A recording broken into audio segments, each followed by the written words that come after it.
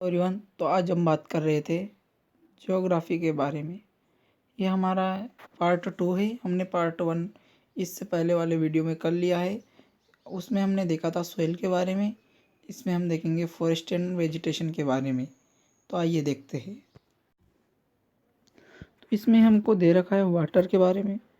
तो सबसे पहले हम वाटर की डेफिनेशन देखते हैं। वाटर किसे कहते हैं? वाटर इज़ वैल्यूएबल रिसोर्सेस, यानी कि वाटर क्या है? एक बहुत ही वैल्यूएबल रिसोर्सेस है। Water is valuable resources. Human body is made up of 70% of water. जो मानव का शरीर रहता है वो 70% वाटर कंटेन करके रखता है। मीन्स 70% वाटर रहता है हमारे शरीर में। वाटर को हमें डिस्ट्रीब्यूशन दे रखा है। हमें वाटर कहाँ कहाँ से प्राप्त होता है? वो सोर्सेस है surface water, underground, atmospheric, oceanic. Surface water में हमारा आएगा रिवर्स, लेक्स, पॉन्ड्स, और जो सिंधु, गंगा, ब्रह्मपुत्र, ये तीनों नदियाँ मिलकर 60% जो वाटर रहता है वो कंटेन करके रखती है। और जो एर्थ बिगेस्ट रिवर होती है, विश्व की एर्थ बिगेस्ट रिवर हमारी कौन सी रहेगी? Brahmaputra. Brahmaputra earth biggest river है। और जो हमारी गंगा होती है वो 10th बिगेस्ट रिवर है पूरे विश्व में। अब हम देखेंगे अंडरग्राउंड वाटर के बारे में। तो अंडरग्राउंड वाटर हमें कहाँ से मिलेगा? अंडरग्राउंड वाटर उसे कहते हैं फर्स्ट में हम, जो कि अर्थ की सरफेस के नीचे पाया जाता है, जो रेन वाटर को एब्जॉर्ब करता है, जिसे हम ट्यूबवेल के द्वारा या कुएं के द्वारा बाहर निकालते हैं, उसे हम कहते हैं अंडरग्राउंड वाटर। हम एटमॉस्फेरिक वाटर के बारे में देखते हैं। ये वेपोराइज्ड फॉर्म में होता है, जो वाष्पीकरण की प्रोसेस में ऊपर जाता है। ओशनिक वाटर जो कि समुद्र में पाया जाता है। हम यूजेस ऑफ वाटर देखते हैं। वाटर का हम क्या क्या यूज़ करते हैं? तो वाटर का यूज़ हम ड्रिंकिंग यानी पीने में करते हैं, eating, cleaning, irrigation, power, etc। अब इरिगेशन में हम वाटर का यूज़ किसके द्वारा करते हैं? नहर के द्वारा करते हैं, पॉन्ड्स, ट्यूबवेल्स, इन चीज़ों से हम वाटर का उपयोग करते हैं इरिगेशन में। हम नेक्स्ट में देखते हैं। हमको कुछ नदियाँ दे रखी है और उनकी लंबाई भी दे रखी है, वो देख लेते हैं। जो गंगा नदी होती है उसकी लंबाई दे रखी है हमें 2725 किलोमीटर। गोदावरी नदी की लंबाई दे रखी है 1465 किलोमीटर। नर्मदा की दे रखी है 1382 किलोमीटर। और यमुना की दे रखी है 1376 किलोमीटर। यही कुछ नदियों की लंबाई दे रखी है। हम देखेंगे अब problem and conservation of water resources, यानी कि वाटर रिसोर्सेज को हम कैसे कंजर्व कर सकते हैं और इनसे क्या प्रॉब्लम क्रिएट हो सकती है वो देखते हैं। तो देखते हैं कि प्रॉब्लम क्या क्या क्रिएट हो सकती है और कंजर्व कैसे कर सकते हैं। आइए देखते हैं। यानी कि टू कलेक्ट रेन वाटर, हमें जो वर्षा का जल होता है उसे हमें कलेक्ट करना चाहिए। Scientific management of water resources, यानी कि जो हमारे वाटर रिसोर्स होते हैं उनका हमें क्या करना है? साइंटिफिक मैनेजमेंट करना होता है। Prevention of water resources from pollution, जो हमारे वाटर रिसोर्सेज है हम उनको किन से प्रिवेंट करने हैं? पोल्यूशन से। अब हम नेक्स्ट में देखते हैं forest and wildlife uses and conservation, यानी कि फॉरेस्ट और वाइल्ड लाइफ के क्या क्या यूज़ और क्या कंजर्वेशन कैसे कर सकते हैं। तो the large surface area covered by trees and vegetation is called forest, यानी कि जो लार्ज सरफेस एरिया ट्रीज और वेजिटेशन के द्वारा कवर्ड होता है उसे हम क्या कहते हैं? फॉरेस्ट कहते हैं।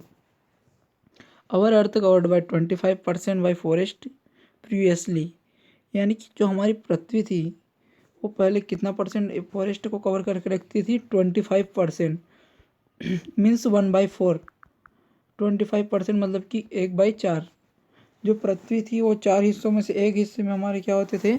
1 होते थे सरफेस की एक जगह में। किंतु अब कितना बच चुका है? But today earth covered bye 15% forest area, जो कि अब आज के समय में कितना परसेंट बच चुका है? 15% बच चुका है। 10% गेन हो चुका है, फॉरेस्ट लॉस हो चुका है। Means natural vegetation depends on the location of an area, climate and soil. जो हमारी नेचुरल वेजिटेशन होती है वो जिस एरिया में उगाई जाती है उसकी लोकेशन पर डिपेंड करती है कि उसकी लोकेशन क्या है, उसका क्लाइमेट क्या है, यानी कि वहाँ की जलवायु कैसी है उस पर डिपेंड करती है। और वहाँ की सोइल कैसी है, यानी कि वहाँ की मिट्टी कैसी है, सब फैक्टर्स पर हमारी जो नेचुरल क्लाइमेट होती है, वेजिटेशन होती है, वो डिपेंड करती है। In India various types of forest on the basis of climate, यानी कि भारत में विभिन्न प्रकार के वन होते हैं जलवायु के बेसिस पर देखते हैं। तो आइए उन वन के बारे में जानते हैं। हमें दे रखा है अकॉर्डिंग टू बोटेनी सर्वे, यानी कि बोटेनी के सर्वे के अनुसार 47% species are found but in there is only 5000 species in India, यानी कि पूरे विश्व में 47,000 प्रजातियाँ जो है पौधों की पाई गई, जिनमें से भारत में केवल 5,000 प्रजातियाँ बची हुई है।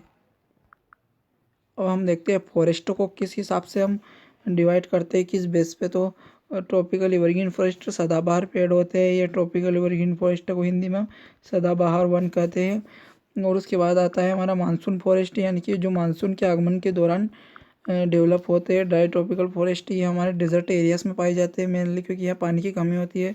फॉरेस्ट ऑफ डेल्टा रीजन, यानी डेल्टा प्रदेश के रीजन के जो फॉरेस्ट होते हैं यहाँ पाए जाते हैं। हिमालयन फॉरेस्ट जो हिमालय पर्वत पर पाए जाते हैं।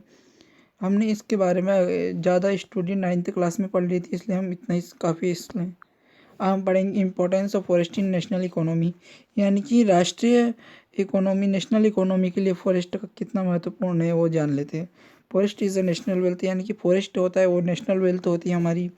इंडिया कवर्ड 20.64%, यानी कि जो इंडिया होता है वो 20.64% एरिया फॉरेस्ट का कवर करके रखता है, जो कि विश्व का 9.7% एरिया होता है।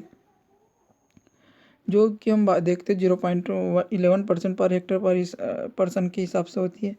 जो डॉक्टर PH चतुर्वेदी थे, इनके अनुसार इन्होंने क्या कहा है फॉरेस्ट के बारे में। तो इन्होंने कहा है कि forest is a national wealth and necessary for civilisation, यानी कि जो हमारा फॉरेस्ट होता है ये क्या होता है, एक नेशनल वेल्थ होता है, और किसके लिए नेसेसरी होता है, सिविलाइजेशन के लिए बहुत ही नेसेसरी होता है। ये डॉक्टर PH चतुर्वेदी ने कहा है। हम देखते हैं डायरेक्ट बेनिफिट ऑफ फॉरेस्ट, यानी कि फॉरेस्ट से हमें डायरेक्ट बेनिफिट क्या मिलते हैं। फॉरेस्ट प्रोवाइड अस वुड, यानी कि फॉरेस्ट हमें क्या प्रोवाइड करता है, वुड प्रोवाइड करता है। Forest provide material for basic industry, यानी कि जो फॉरेस्ट होता है हमें मटेरियल यानी पदार्थ प्रोवाइड करते हैं, किसके लिए, बेसिक इंडस्ट्री के लिए। ग्रेजिंग लैंड फॉर एनिमल्स, यानी कि जानवरों के चरने के लिए भूमि प्रोवाइड करते हैं forest. Help in small scale industry, यानी कि जो हमारी स्मॉल स्केल इंडस्ट्री होती है उसमें हमारी हेल्प करते हैं। अब देखते हैं इनडायरेक्ट बेनिफिट ऑफ फॉरेस्ट, यानी कि बेनिफिट्स क्या होते हैं इनडायरेक्ट बेनिफिट ऑफ फॉरेस्ट। तो कंट्रोल सोइल इरोजन, यानी कि जो फॉरेस्ट होते हैं ये सोइल इरोजन को क्या करते हैं, कंट्रोल करते हैं, जिससे जिससे कि मृदा कटाव ना हो सके। कंट्रोल द क्लाइमेट, यानी कि हमारा क्लाइमेट होता है इसको कंट्रोल में रखते हैं। चेक फ्लड्स को भी कंट्रोल में करते हैं। Control expansion of dessert area, यानी कि जो रेगिस्तानी क्षेत्र होता है, डिजर्ट एरिया होता है, उसको फैलने से रोकते हैं। रेन बियरर्स, यानी कि जो वर्षा लाने वाले होते हैं ये। इंक्रीसिंग वाटर पोल्यूशन, यानी कि जो जल लेवल है, जल स्तर, इसको बढ़ाते हैं। नेचर ब्यूटी, यानी कि प्राकृतिक सौंदर्यता भी होती है, जल से हमारी पृथ्वी की सौंदर्यता बनी रहती है। अब देखते हैं JS कॉलिंस ने फॉरेस्ट के बारे में क्या कहा है। ट्रीज होल्ड द माउंटेन, हमारा ट्रीज होता है इसको होल्ड करके रखता है, माउंटेन को होल्ड करके रखता है trees. Suppress the stormy rainfall, जो भयानक वर्षा होती है उसको भी ये मेंटेन में रखता है। रेगुलेट द रिवर्स, यानी कि नदियों को रेगुलेट में रखता है जिससे बाढ़ ना आ पाए। Mountain the streams and animal survive and them, और जो माउंटेन्स को भी ये बनाए रखता है जिससे कि जानवर उसमें जीवित रह सके। Conservation of forest in India, यानी कि फॉरेस्ट का कंजर्वेशन भारत में कैसे किया गया उसके बारे में देखते हैं। First policy in 1894 in India, यानी कि जो पहली नीति फॉरेस्ट को बचाने के लिए चली थी उसका क्या नाम था, conservation of forest in India, जो कि 1894 में ब्रिटिश के द्वारा चलाई गई थी हमारे भारत में। इनका मेन एम क्या था, रिवेन्यू को कलेक्ट करना, और उनका साथ में थोड़ा बहुत कंजर्वेशन करना भी इनका मेन एम था। उसके बाद भारत द्वारा चलाई गई सेंट्रल बोर्ड इन 1950, जो कि जब हमारा भारत पूरी तरह से इंडिपेंडेंट हो चुका था, जब भारत के द्वारा एक नीति चलाई गई जिसका नाम था सेंट्रल बोर्ड। और ये पॉलिसी फिर this policy was revised on 7 दिसंबर 1998, यानी कि ये पॉलिसी है फिर 1988 में दोबारा दोहराई गई। For the functioning of this policy in 1990 ये national forest action programme launch. यानी कि इस पॉलिसी का मेन फंक्शन क्या था कि national forest action programme launch किया गया, इसका यही मेन लक्ष्य था। और ये सेंट्रल बोर्ड में जो 1950 में चालू हुई थी, इसका भी लक्ष्य देख लेते हैं क्या था। Forest area should be increased 33.3%।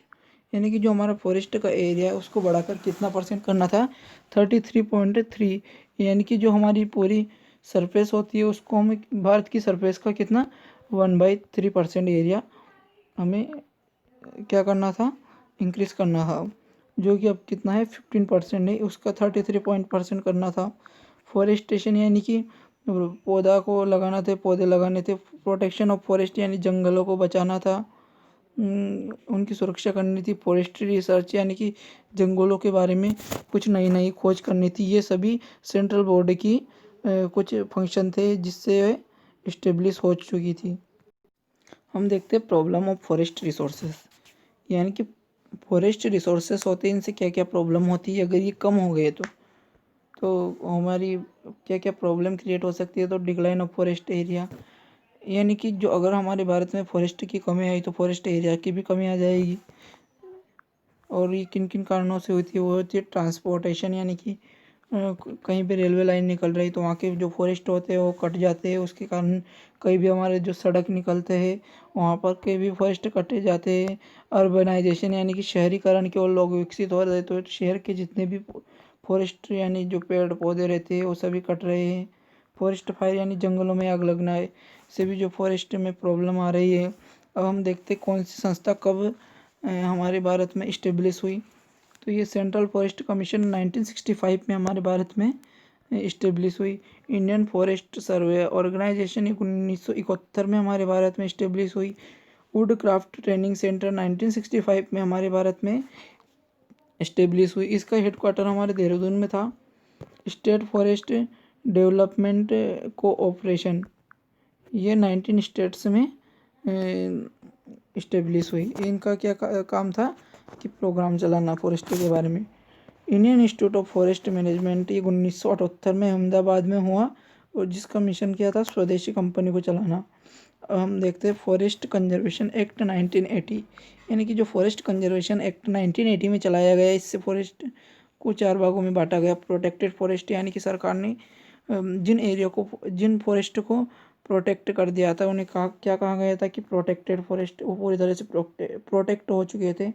National forest यानी कि जो राष्ट्रीय फॉरेस्ट थे वो जो कि सरकार के कब्जे में थे।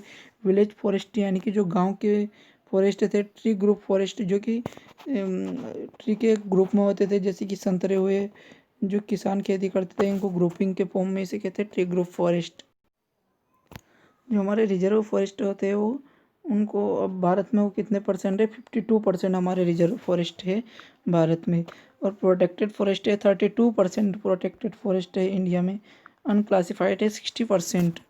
वन महोत्सव इंडिया में हर बार किस समय मनाया जाता है, 1 से 7 जुलाई तक ये प्रतिवर्ष भारत में मनाया जाता है।